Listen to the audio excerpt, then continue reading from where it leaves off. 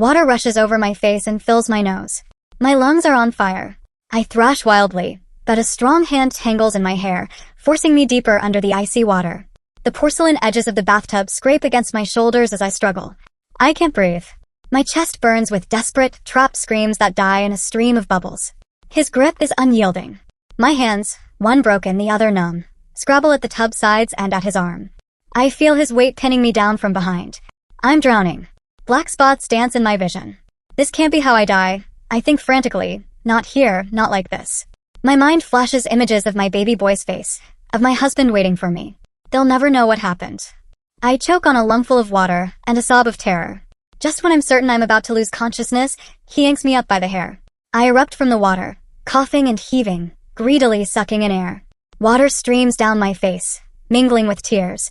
I wheeze, my throat raw from choking. For an instant, I am weightless except for his grip on me. I gasp and blink, trying to focus. The bathroom is dark, lit only by a sliver of moonlight through a grimy window. I can just make out his figure looming over me.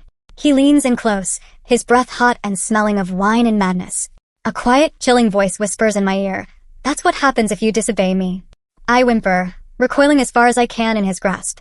My entire body is shaking uncontrollably, teeth chattering from cold and shock. I realize with crystal clarity that I have to do exactly what he says, anything he wants, if I want to live through this night. Whatever twisted thing he asks of me, I must comply. Otherwise, the next time he won't pull me out of that water. The next time he'll let me drown. That morning, I woke up thinking it would be an ordinary summer day. The sun streamed through my bedroom window in our little cottage in Styria, Austria, promising perfect weather. I had no inkling that by nightfall I'd be fighting for my life. My life in our quiet town was idyllic. I'd grown up in Austria, surrounded by rolling hills and peaceful neighborhoods where nothing bad ever happened. My mother was a tennis coach, and from a young age she instilled in me a love of sports and the outdoors. I tried tennis but soon found my real passion in endurance sports. By my 20s, I was a competitive triathlete, spending mornings on long runs or bike rides through the countryside. I even raced on the professional cycling circuit for a time. My second ever cycling race was on the Pro Tour, something I was immensely proud of. The discipline and team spirit of cycling captivated me. I loved how each teammate had a role, and when one of us won, we all shared the victory. At 27 years old, my priorities had shifted a bit. I was now a new mother. My son was only 3 months old, a tiny bundle of joy who had brought so much love and sleepless nights into my world. I was still on maternity leave, adjusting to life with an infant. Despite the exhaustion, I felt happy. I had a wonderful husband, Eric, who understood my need to stay active even after pregnancy. Eric had been a professional cyclist 2 years ago, and he still went out for a ride most days after work. We often took turns. He'd pedal off his stress for an hour each evening, then come back and hand me the bike so I could have my own hour of freedom while he watched the baby. Cycling had always been our shared passion. It was how we had met, and it remained an escape for both of us, a way to feel alive and refreshed. That day was no different. By late afternoon, after a hot, breezeless July day, I was itching to get out on the road. I'd spent all day tending to our son, feeding, changing diapers, humming lullabies to coax him to nap.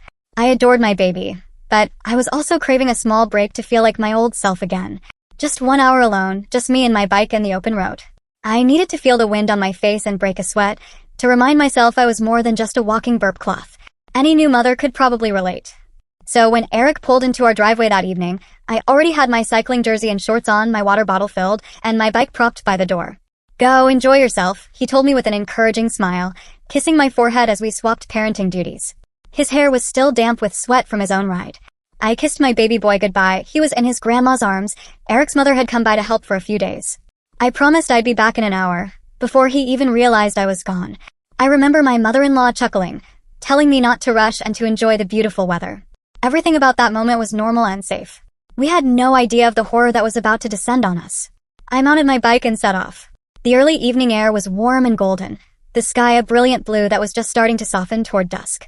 As I pedaled out of our little village, I felt a familiar rush of freedom.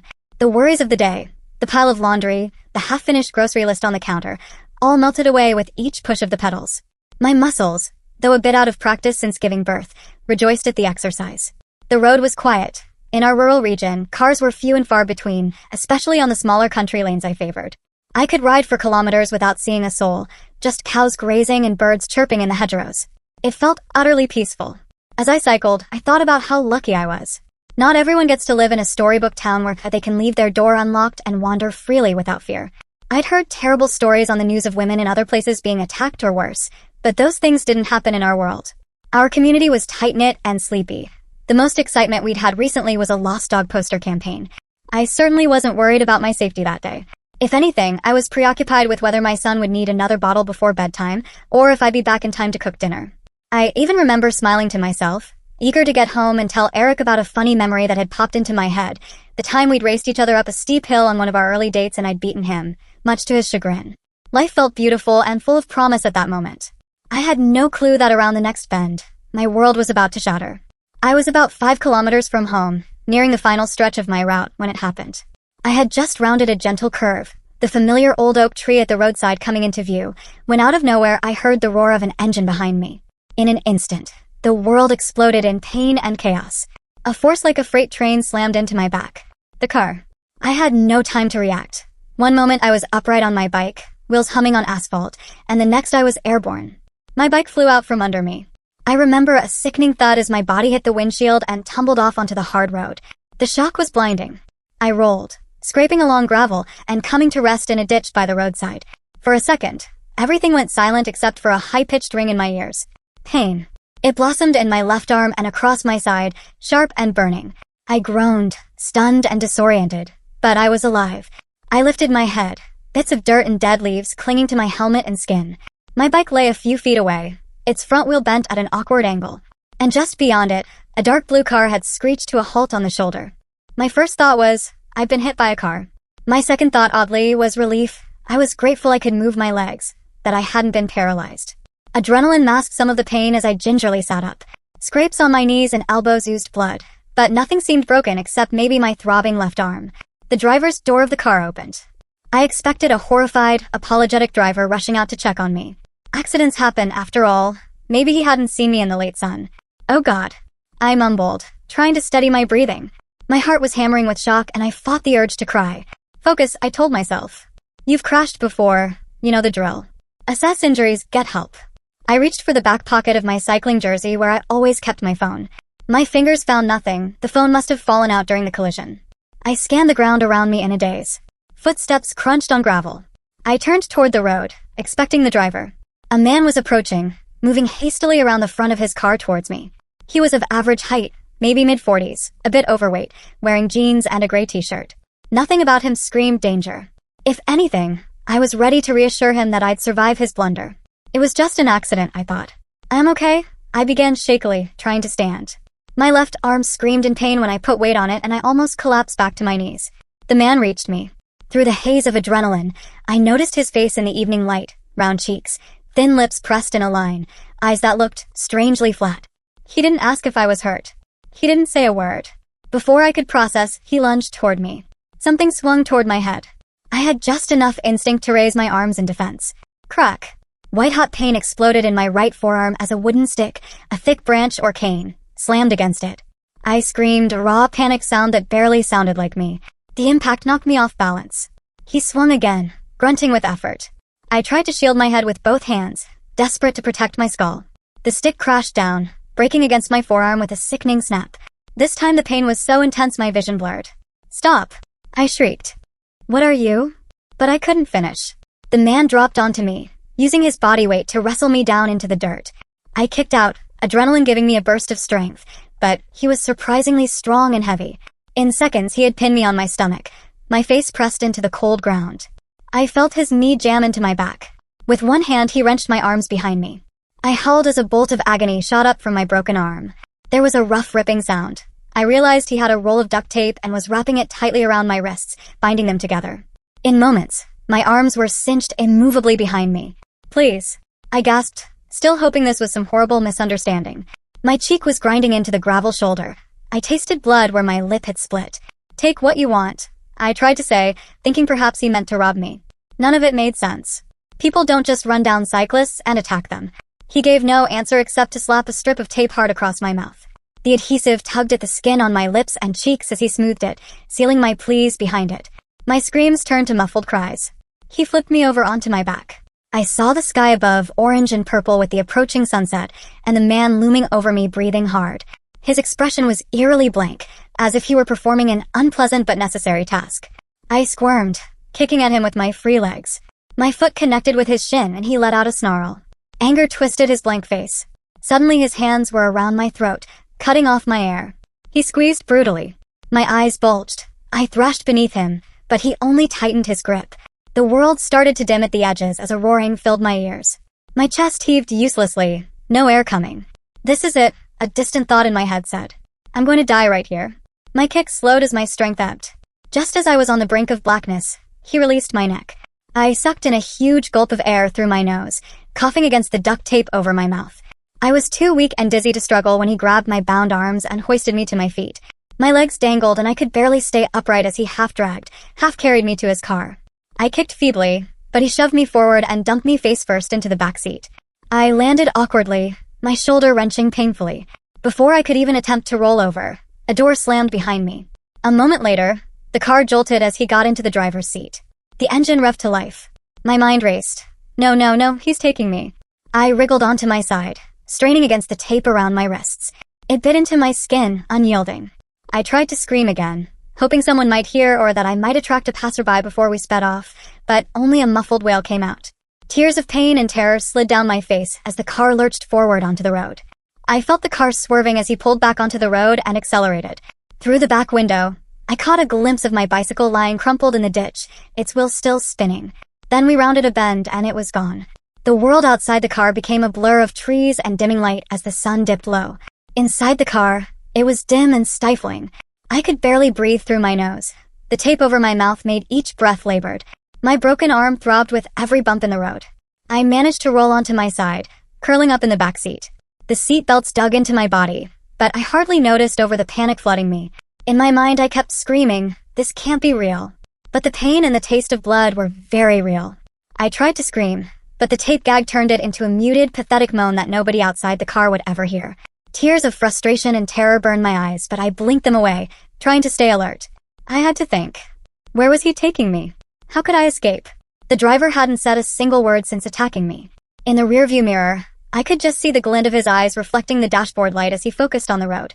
My mind raced through wild possibilities. Was he a human trafficker? A serial killer? Was this some revenge I didn't understand? Nothing fit. I didn't know him at all. He was a total stranger.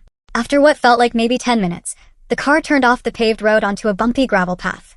I was thrown sideways by the jolt, knocking my shoulder against the door painfully. We lurched and jolted along what had to be a country lane or forest track. Tree branches slapped against the sides of the car. He was driving deep into the woods. The car came to an abrupt stop. The sudden stillness was deafening. The engine cut off.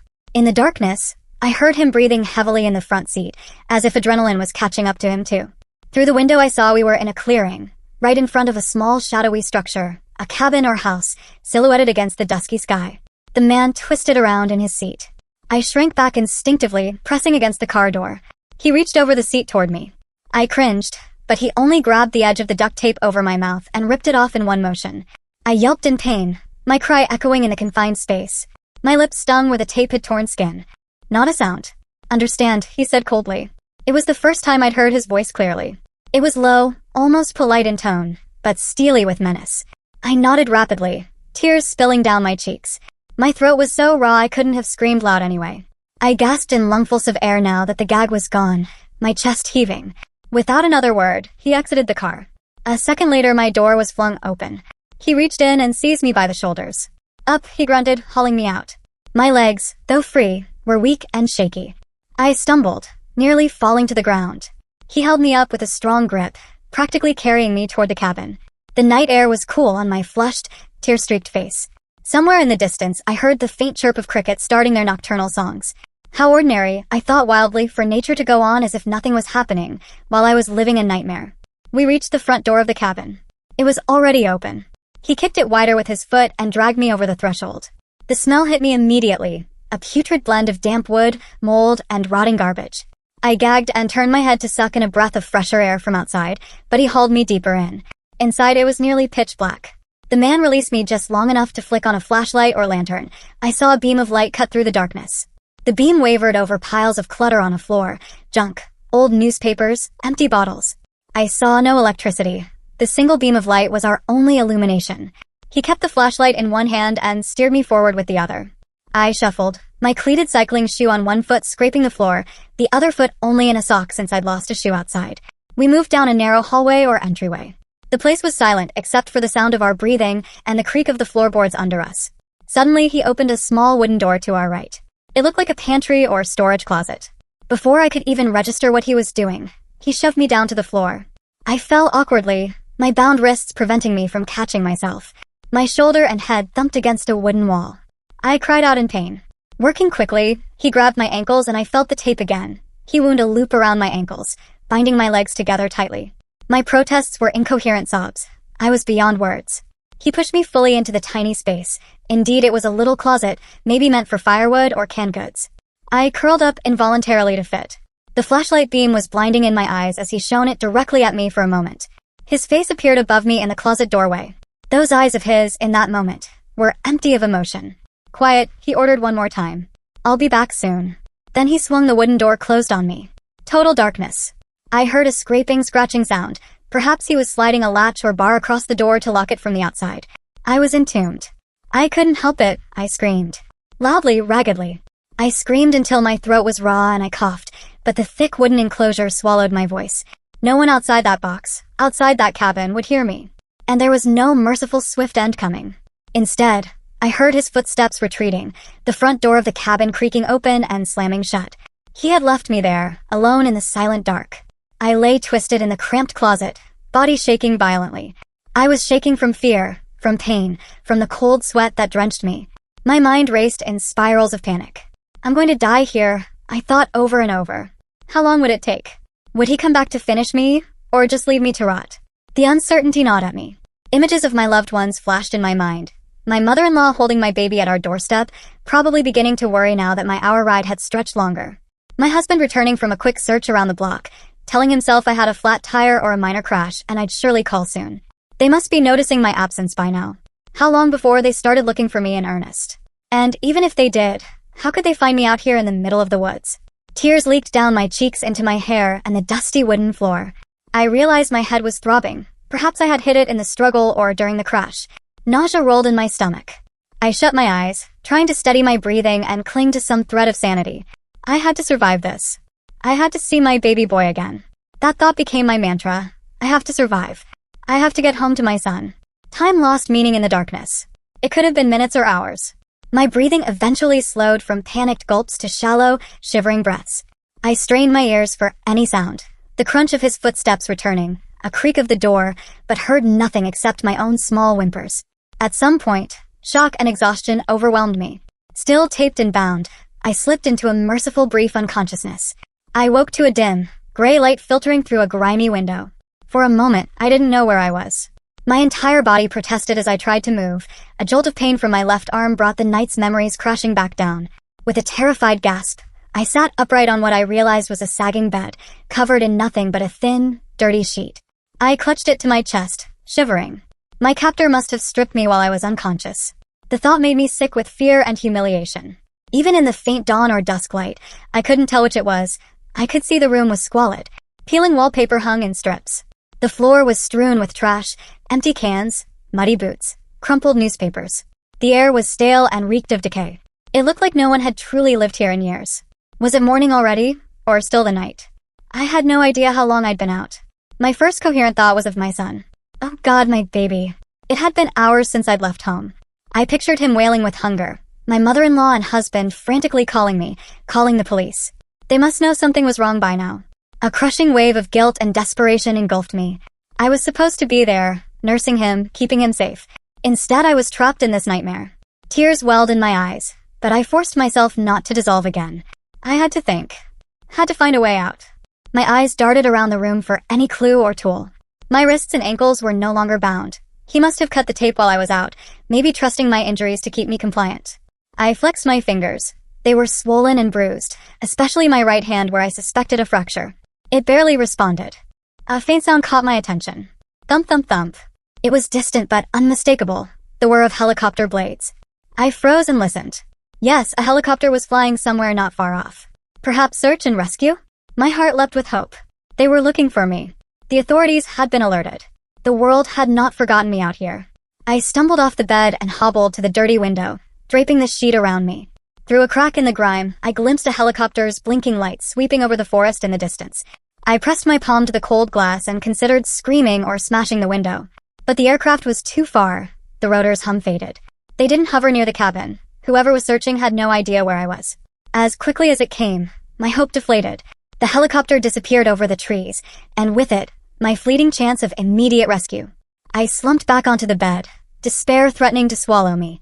No one can find me here, I thought. Not unless I help them. But how?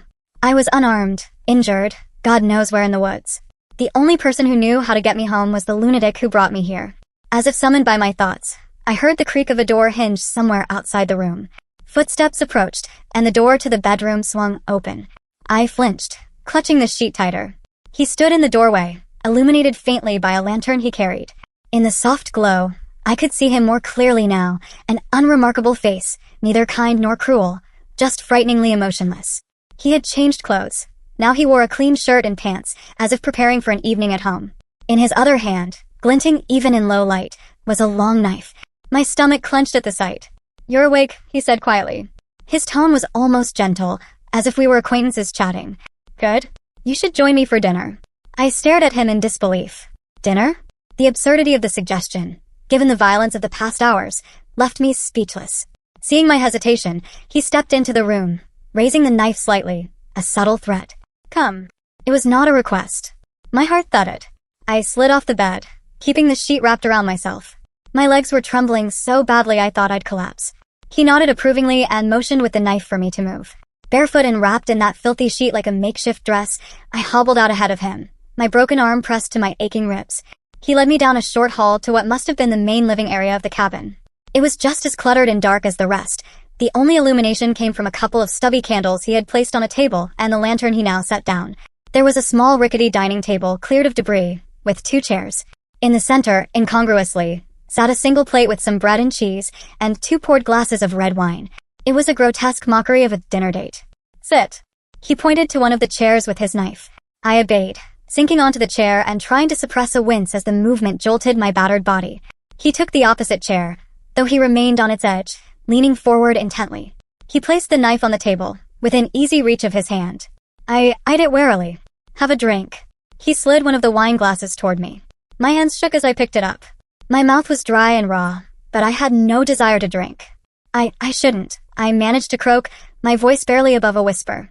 My throat was still bruised from his throttling. His eyebrows lifted. "Drink," he repeated, more firmly. His free hand darted out and grabbed my wrist tightly. I winced as his thumb pressed on a bruise. "Please," I whispered, tears springing up. I have a baby. I can't drink because I'm breastfeeding." My voice trembled. I wasn't even thinking straight. I was just grasping at anything that might appeal to his mercy. For a second, something like confusion flickered in his eyes, as if he hadn't considered that his captive might have a life and responsibilities.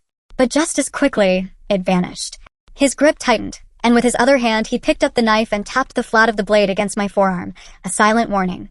"Drink," he said a third time, slowly enunciating each consonant as if speaking to a misbehaving child. My heart sank. I raised the glass to my lips and took a trembling sip of the wine. It was bitter and I nearly gagged. Whether from the taste or fear, I wasn't sure. "All of it," he prompted, watching me. He let go of my wrist but kept the knife resting against his palm. I forced myself to swallow a larger gulp. The alcohol burned down my raw throat.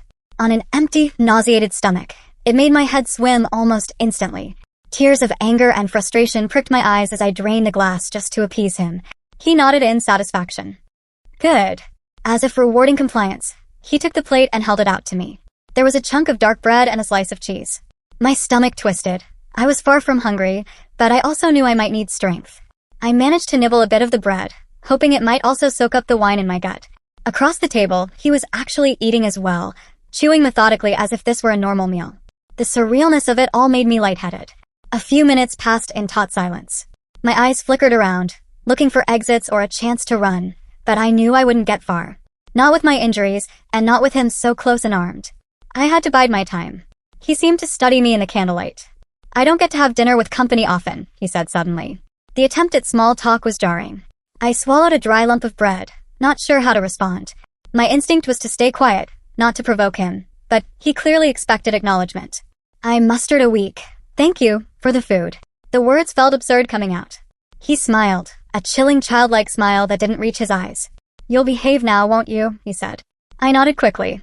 He reached over as if to pat my hand in reassurance. I had to fight the urge to recoil when his fingers brushed mine. "See? A nice evening. That's all I wanted." His tone was eerily pleasant, like a host pleased that his guest was finally settling in. As we finished the meager meal, a sliver of my logical mind wondered, if I keep him talking, maybe I can find a way to reach him, to humanize myself to him. My racing thoughts were interrupted as he stood abruptly and said, "Time to get cleaned up." I looked at him, uncomprehending. He stepped behind me and suddenly clamped a hand on the back of my neck. "Bath time," he clarified softly. My blood turned to ice. "No, please, I started to protest, but he yanked me up from the chair. The sheet I had wrapped around me nearly slipped off. I grabbed it instinctively to keep it over me. He didn't seem to care about my modesty at all. He prodded me forward out of the kitchen and down a corridor to a small bathroom. The room was lit only by what little candlelight spilled from the main area. In the gloom, I could make out a bathtub against the wall, half filled with water. The water looked dark and cold. Perhaps he had filled it earlier and it had been sitting. A dread certainty formed in my mind about what was coming. "I don't want to take a bath," I stammered, trying to pull back, but his grip on my neck and shoulder was iron. "You don't have a choice," he replied, voice still calm but now with an edge that made my stomach clench. He set the knife down on the sink within reach, then with sudden violence, tore the sheet away from my body. I cried out and covered myself with my arms, backing up against the tiled wall. Cold air wafted over my damp skin. "Get in," he ordered, gesturing at the tub. I shook my head, panic overwhelming any caution. "Please no," I begged. "I'll do anything else, just—" My pleas died as his hand lashed out, striking me hard across the face. Stars burst in my vision and I nearly slipped. Before I could recover, he seized me by the hair and forced me towards the tub. I screamed and braced myself against the edges of the tub, but he was far stronger. "Stop fighting," he snarled and slammed my head forward. My knees buckled as my forehead struck the tile wall above the tub, dazing me. In the next breath, I felt icy water envelop my legs and torso as he shoved me, fully naked, into the bath. The shock of the cold water stole what little breath I had.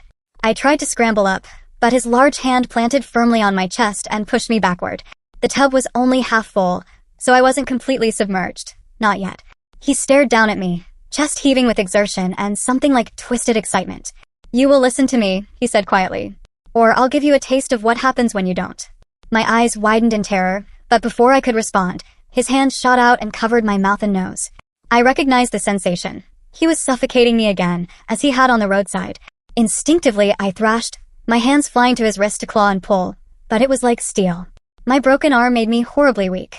He held me under the water now, cold liquid sloshing over my face as I slid down under his pressure. My lungs screamed after only a few seconds. Water flooded my nose and mouth as I involuntarily gasped against his palm. With a surge of strength born of pure terror, I twisted my head and managed to break the seal of his hand, sucking in a quick breath, only to have it cut off again as he shoved me fully under the surface. I cannot adequately describe the panic of drowning, the primal, electric agony of your body burning for air. I fought with everything I had, bucking and flailing, water churning around me. But his hands were on my shoulders now, holding me down.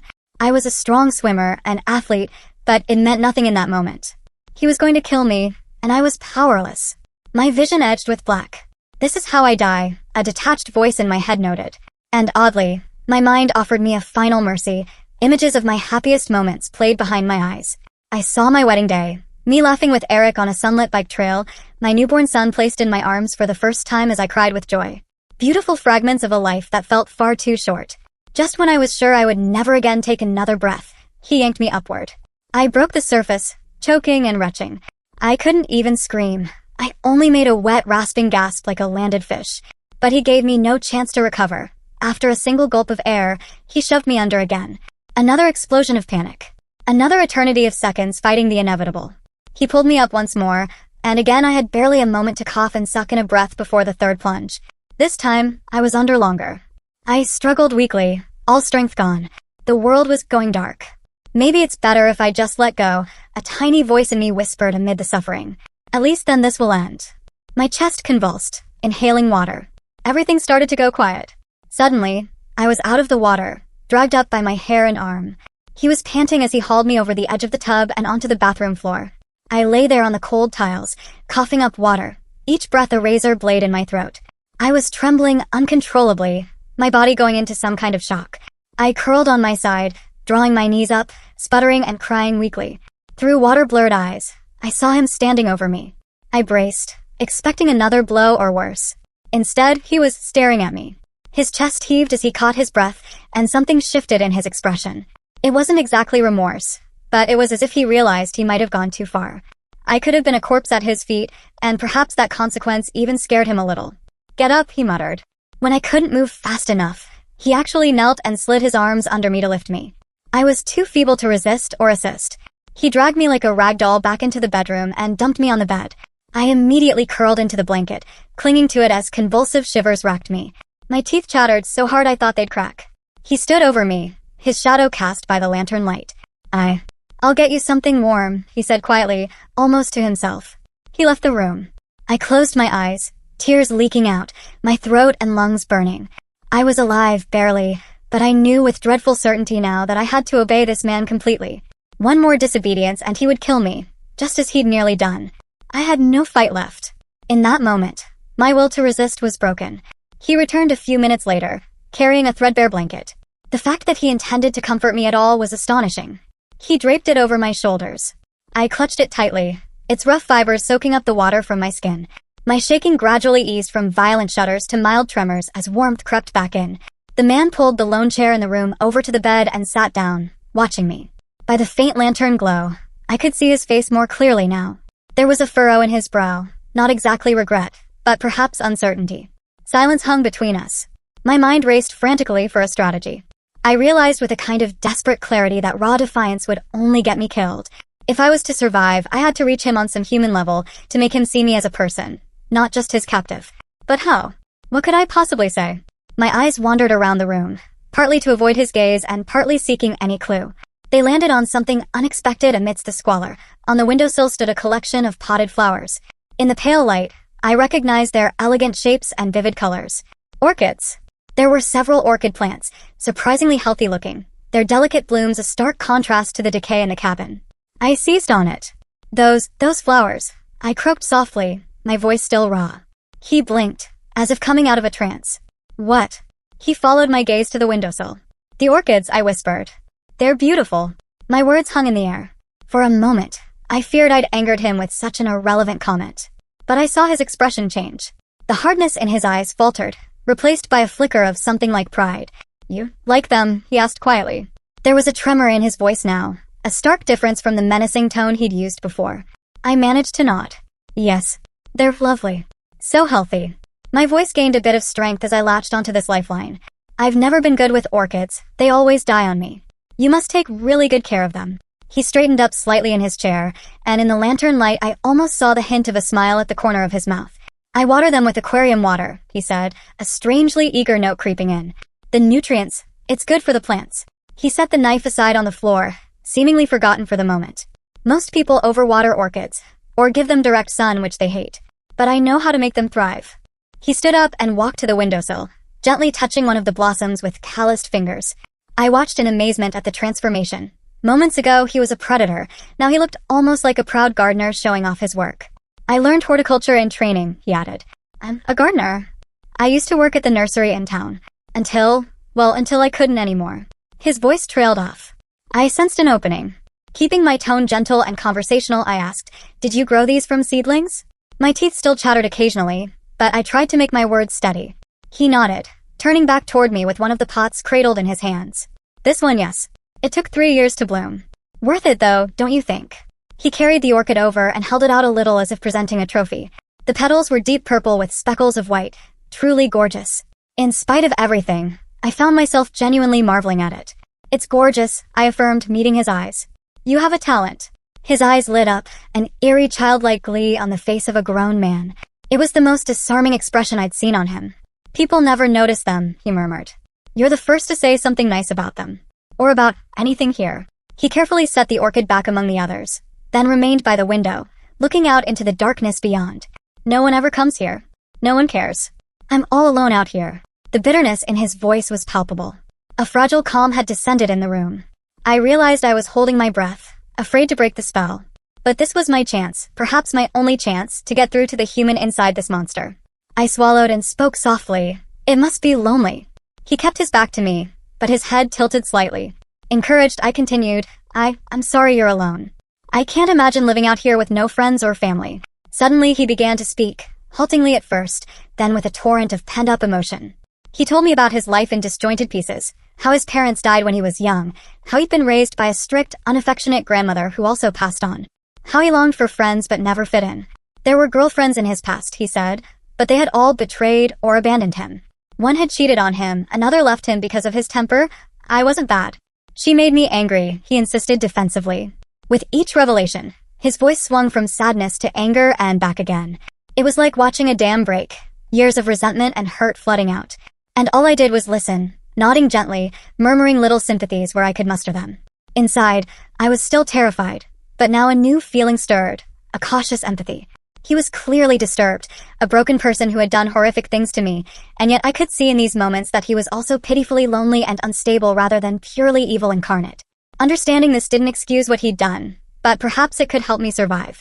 He talked for what felt like an hour. My body ached and begged for rest, but I forced myself to remain engaged.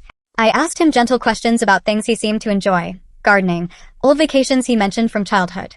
When he drifted into darker territory, ranting about people who had wronged him, I gingerly steered the conversation back to safer ground. I praised what I could, the orchids, his knowledge of plants, even his strength. I flattered that his earlier protection of me on the road must have taken courage, though the words tasted like ash as I said them. Flattery and understanding, I hoped, were my best weapons now. Eventually, his rage subsided into weariness.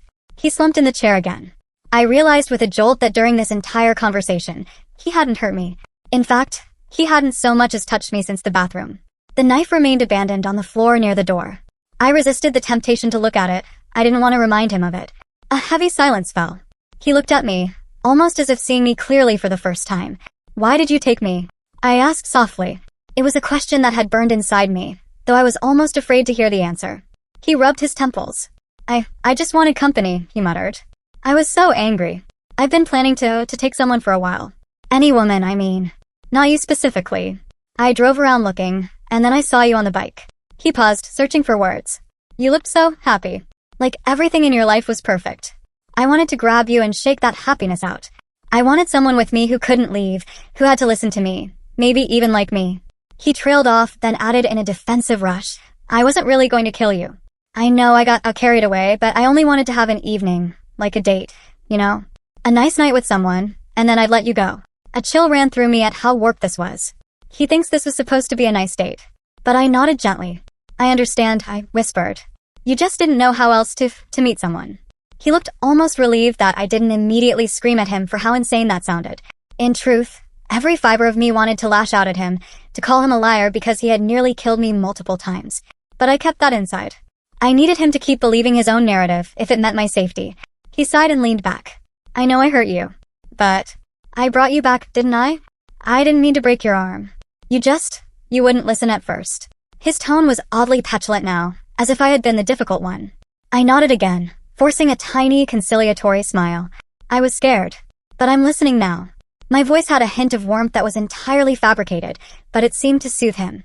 In a bizarre turn, he then asked, What's your phone number? I blinked, thrown off. He continued hastily, For tomorrow. So you can call me. Maybe we could even be friends. He said the word friends like a hopeful child. My stomach lurched at the idea, but I managed not to show it. Sure, I answered carefully.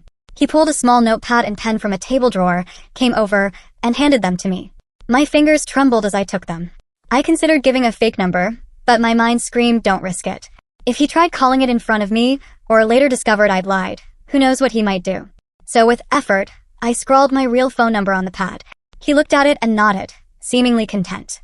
For a moment, we just sat there, me perched on the bed, dripping and exhausted, and him in the chair under a halo of lantern light, studying me with an unreadable expression.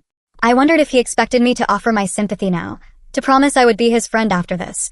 The idea turned my stomach, but I smiled weakly and said, Maybe we can help you not be so alone. You could meet my family. I could hardly believe the words as I uttered them, and I prayed he couldn't hear the lie in my voice. Yet, astonishingly, his eyes brightened. Really? You'd do that? He asked. If you let me go home, I added gently.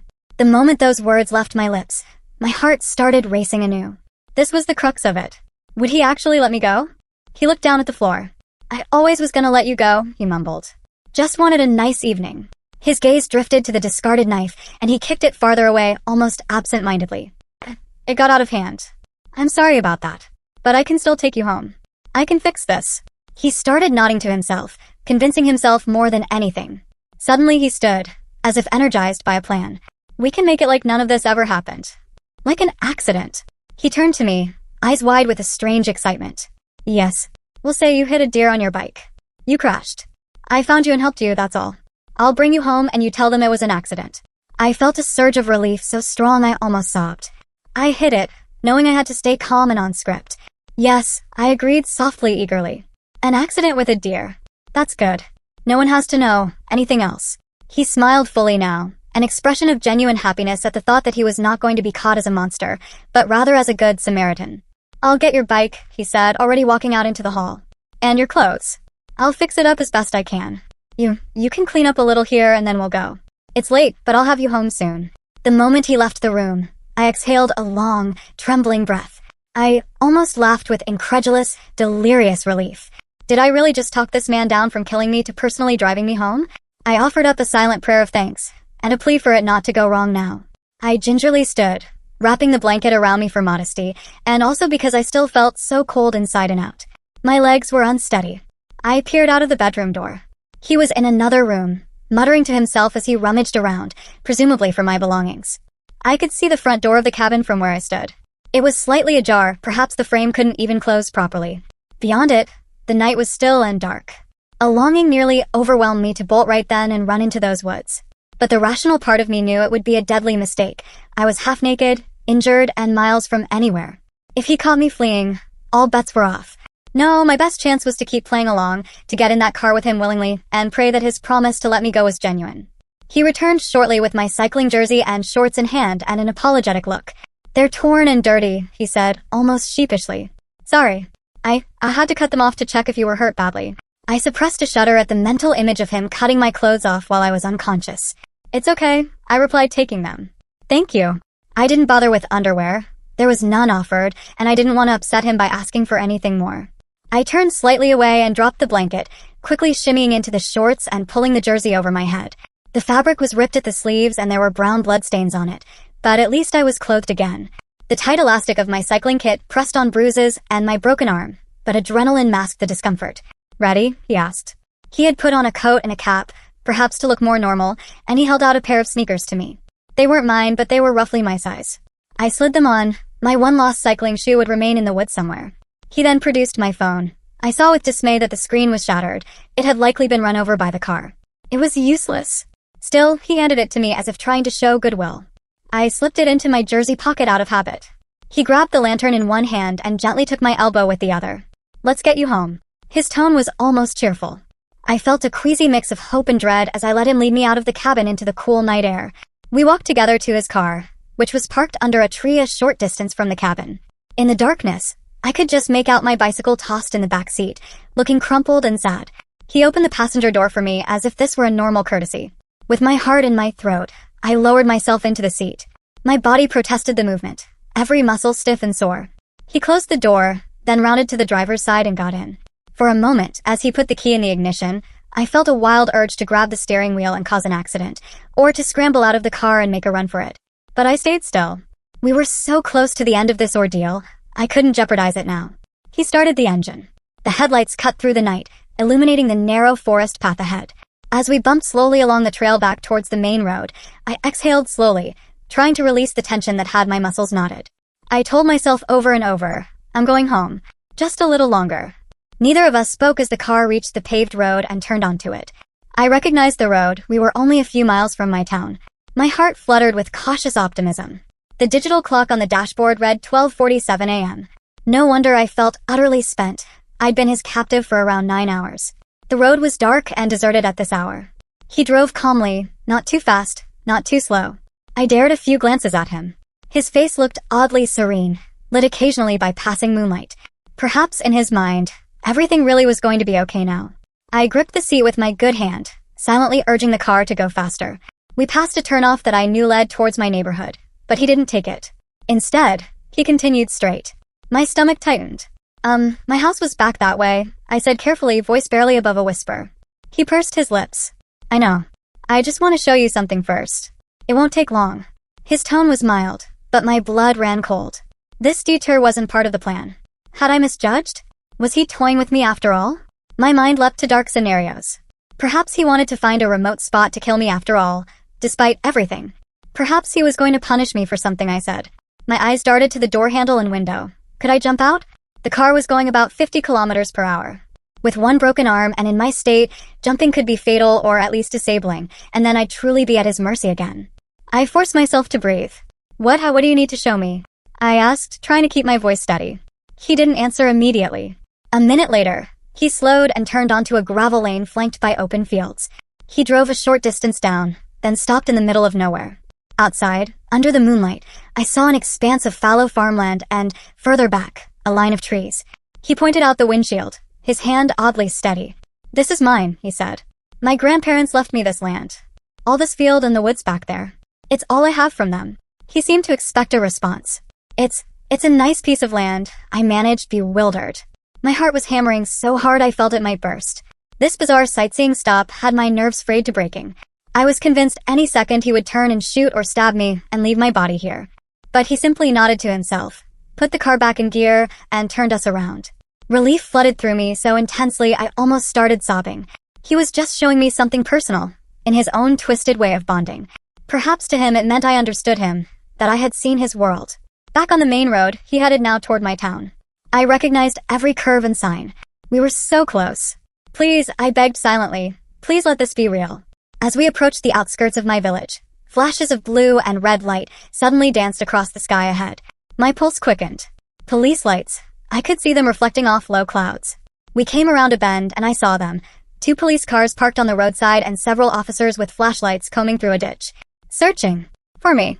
I instinctively shrank down in my seat. We drove right by them, perhaps only 50 meters away, separated by a hedgerow and darkness. I wanted to scream out, to pound on the window. They were right there. But fear glued me in place. If I alerted them, what if he reacted violently? He could have a weapon at hand, the knife, a gun, and hurt me or even ram the police. It felt too risky. So agonizingly, I kept silent. Tears of frustration filled my eyes as I watched the search party fade into the night behind us. I was so close to help, yet I had to act like everything was normal. My captor gripped the wheel a bit tighter, watching them too, but he said nothing. Maybe he believed his own cover story enough that he wasn't alarmed by their presence. After all, he was just bringing me home after an accident. Or perhaps he was too delusional to consider I'd try to alert them. Either way, he drove on calmly. We turned down my street. My head felt light. There was my neighbor's fence, the oak tree at the corner, and there, at the end of the lane, was my house. Home. I saw the porch light was on. Through the front window, lights were on inside too. They were waiting for me, hoping against hope.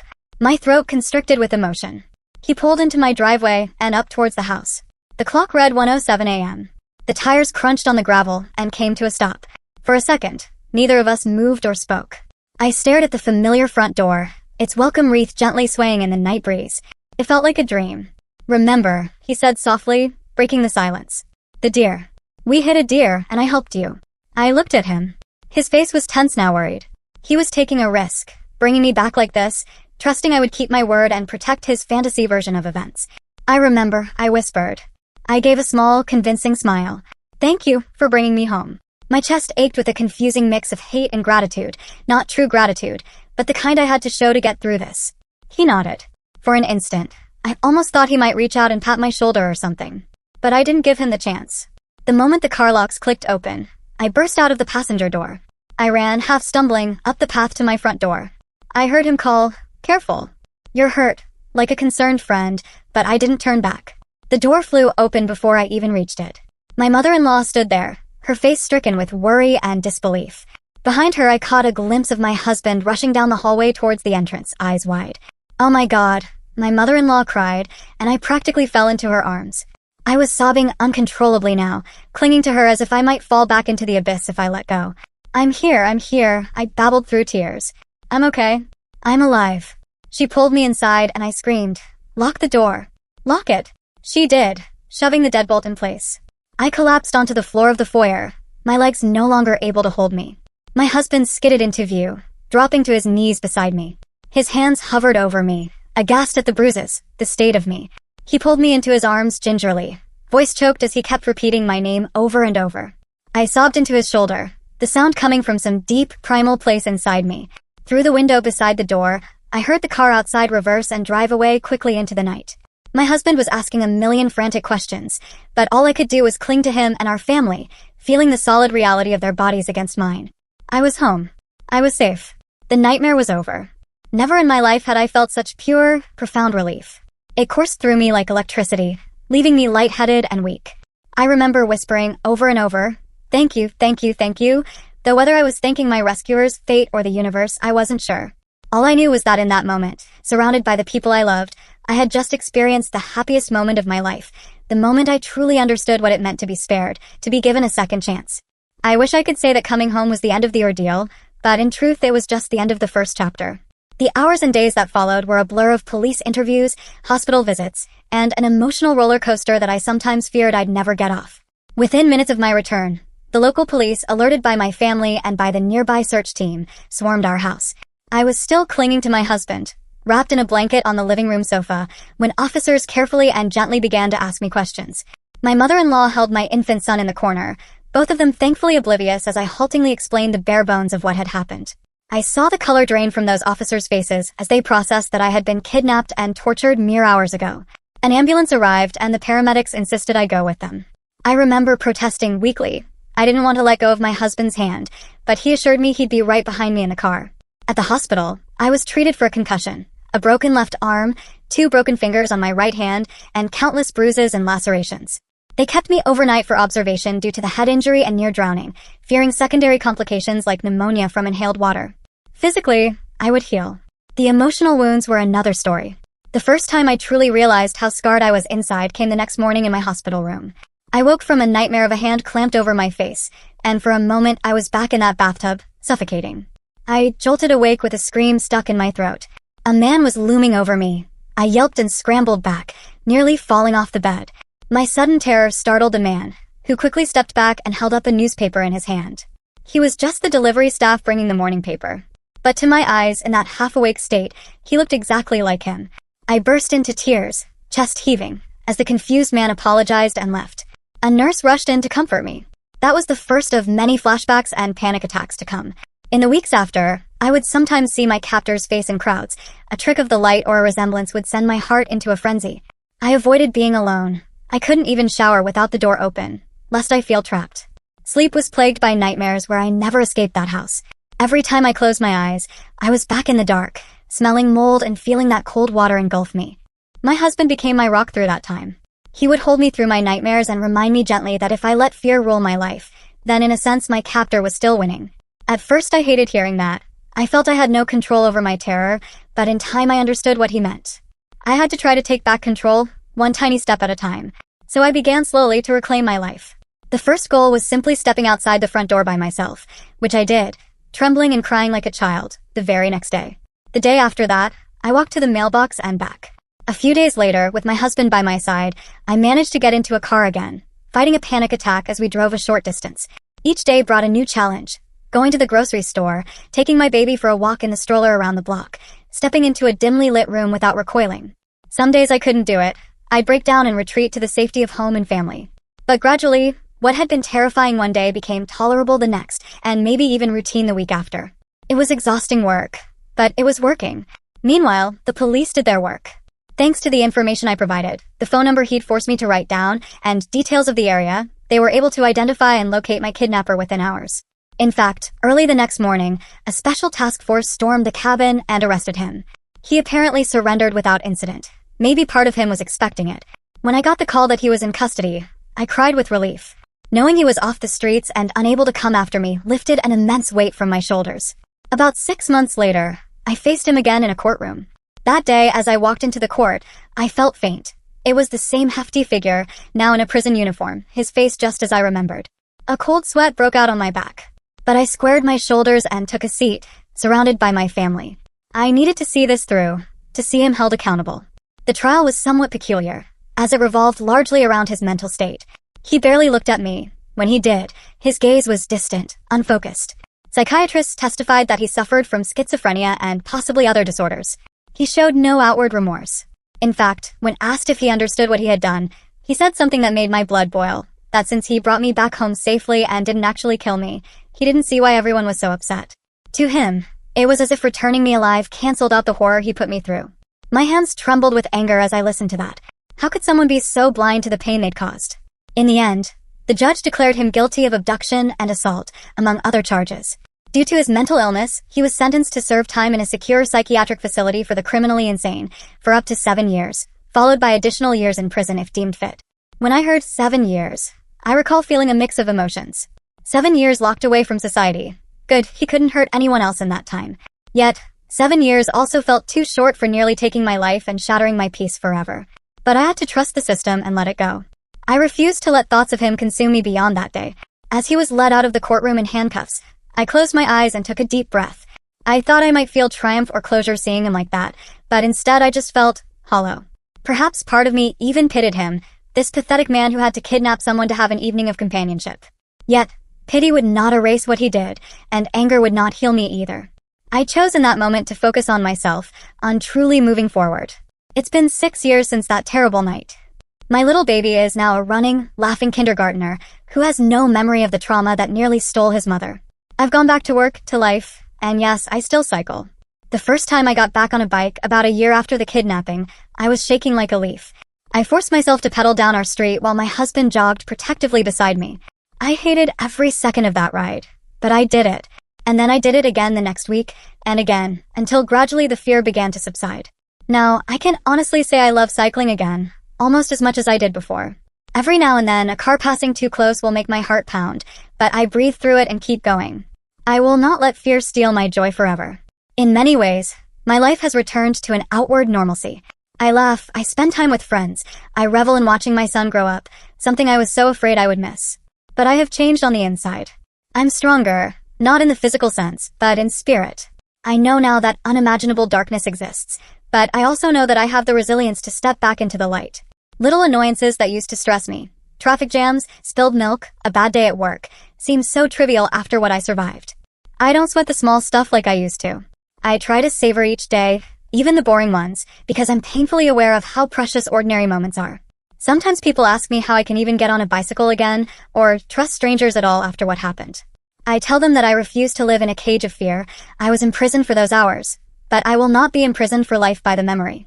Yes, there are evil or sick people in this world, but there are far more good people. It took me time to believe that again, but I do. Every time I take a deep breath of fresh morning air and swing my leg over my bike, I silently give thanks that I'm still here to do this. I come home from a simple ride and see my family, and I feel a swell of gratitude that nearly brings me to tears. What happened to me was like a lightning strike, rare, violent, and random. I can't say I'm grateful for it. It was the most terrifying experience of my life. But in a bittersweet way, it taught me lessons I might never have learned otherwise. I learned how much I want to live, not just exist, but truly live. I learned the depth of love my family and friends have for me, in the way they rallied around and refused to let me fall apart. And I learned that even in the darkest times, a little empathy and presence of mind can be a lifeline, sometimes from the most unlikely source, like a pot of orchids in a dark room. I often think of those orchids. Fragile, exotic flowers that somehow bloomed in the midst of filth and darkness. They saved my life, in a way, by giving me the opening to reach a man who was otherwise unreachable. To this day, I keep an orchid on my kitchen windowsill. Every time it blossoms, I'm reminded of that night, and how from those desperate hours of fear, I emerged alive and determined to embrace the life I almost lost. Not every story like mine has a happy ending. I'm one of the fortunate ones. And not a day goes by that I don't acknowledge that as a gift. The scars I carry, a faint line on my arm from a fracture, and the invisible ones in my mind, are part of me now, but they do not define me. I am a survivor. I am a mother, a wife, a daughter, a friend, and so much more. I survived a nightmare, and now I get to live my dream of an ordinary, beautiful life. Every sunrise I get to see, every laugh I get to share with my son, every mile I get to pedal on my bike under an open sky, those are the moments that remind me I won. I made it. I'm still here, and I'm not wasting a single day of this precious life.